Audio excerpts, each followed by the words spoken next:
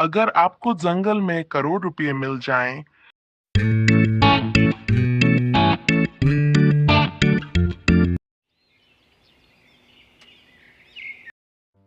साधारण जिंदगी, असाधारण मोड़। रमेश एक साधारण सा आदमी था। उम्र करीब 35 साल, चेहरे पर हमेशा चिंता की हल्की सी रेखा और आंखों में जिम्मेदारियों का बोझ। शहर में छोटी सी नौकरी करता था, एक प्राइवेट गोदाम में क्लर्क। महीने के 15,000 रुपए, जिनमें से आधे घर का किराया, कुछ बच्चों की पढ़ाई और बाकी रोजमर्रा की जरूरतों में खत्म हो जाते। पत्नी सीमा समझदार थी, लेकिन हालात से परेशान।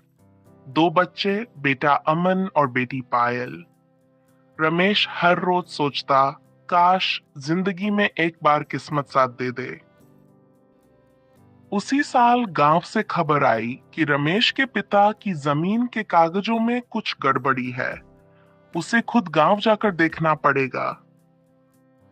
रमेश ने छुट्टी ली और गांव के लिए निकल पड़ा। गांव शहर से लगभग 20 किलोमीटर दूर था। आखिरी 5 किलोमीटर का रास्ता घने जंगल से होकर जाता था। पहले बस जाती थी, लेकिन अब सड़क खराब होने से बस बंद हो गई थी। उसे पैदल ही जाना था। जंगल की खामोशी दोपहर का समय था। जंगल में सन्नाटा था। ऊंचे ऊंचे पेड़, पत्तों की सरसराहट, कहीं कहीं पक्षियों की आवाज। रमेश थोड़ा डरा हुआ था, लेकिन मजबूरी थी। करीब 2 घंटे चलने के बाद वह थक गया। उसने सोचा, थोड़ा आराम कर लूं। एक बड़े साल के पेड़ के नीचे बैठते ही उसकी नजर जमीन पर पड़ी।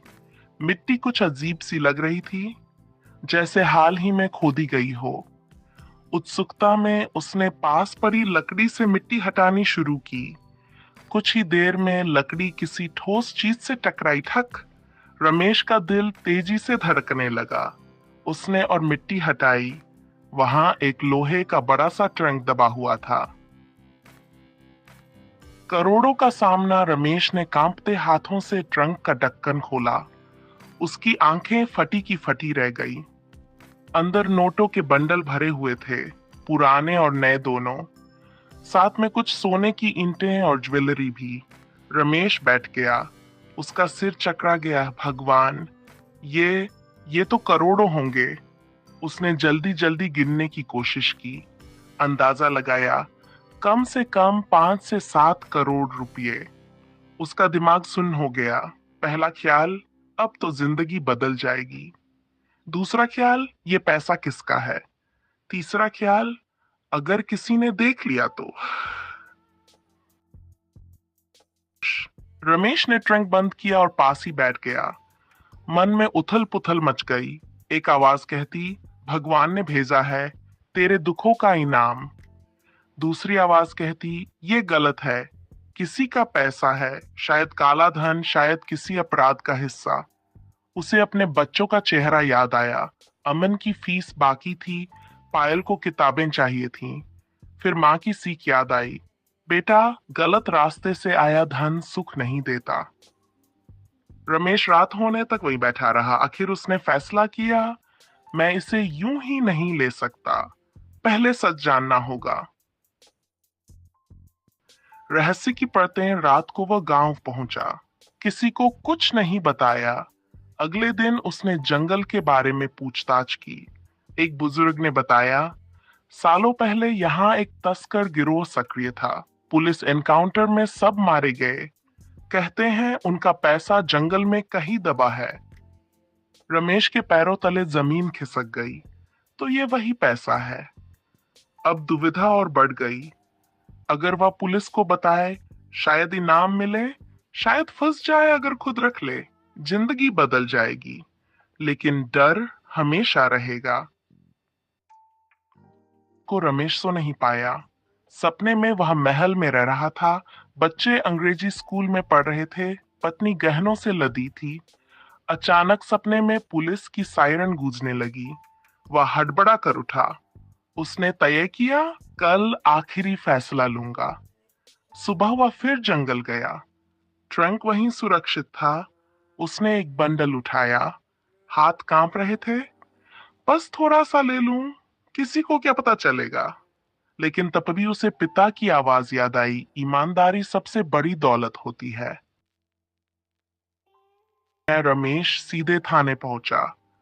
थानेदार ने पहले हंसकर टाल दिया, लेकिन जब रमेश ने पूरी जगह दिखाने की बात की तो पुलिस साथ चल पड़ी। ट्रंक निकाला गया। पूरे जिले में हलचल मच गई। जांच में पता चला ये पैसा एक बड़े अंतर्राज्यीय अपराध गिरोह का था। सरकार ने रमेश की ईमानदारी की सराहना की। उसे 52 लाख रुपए का इनाम, सरकारी नौकरी, ईमानदारी पुरस्कार, मीडिया में उसकी कहानी छा गई। जंगल में मिला करोड़ों का खजाना, लेकिन ईमानदारी ने जीत हासिल की। गांव में लोग गर्व से कहते, ये हमारा रमेश है। रमेश अब अमीर नहीं, लेकिन सम्मानित था। बच्चे अच्छे स्कूल में पढ़ने लगे। पत्नी की आंखों में सुकून था। रमेश चैन से सो पाता था। एक दिन सीमा ने पूछा अगर वो पैसा रख लेते तो। रमेश मुस्कुराया, शायद अमीर होते लेकिन खुश नहीं। कहानी का संदेश, जंगल में मिला करोड़ों का खजाना रमेश की किस्मत नहीं, उसकी परीक्षा था। पैसा चला गया, लेकिन आत्मसम्मान, समाज में इज्जत, बच्चों के लिए गर्व, ये सब हमेशा के लिए मिल गया। Open quote. जिंदगी में कभी कभी ऐसा मौका आता है जहां इंसान को ये चुनना होता है, तुरंत लाभ या स्थायी सम्मान। जो सही चुनता है वही सच्चा अमीर होता है।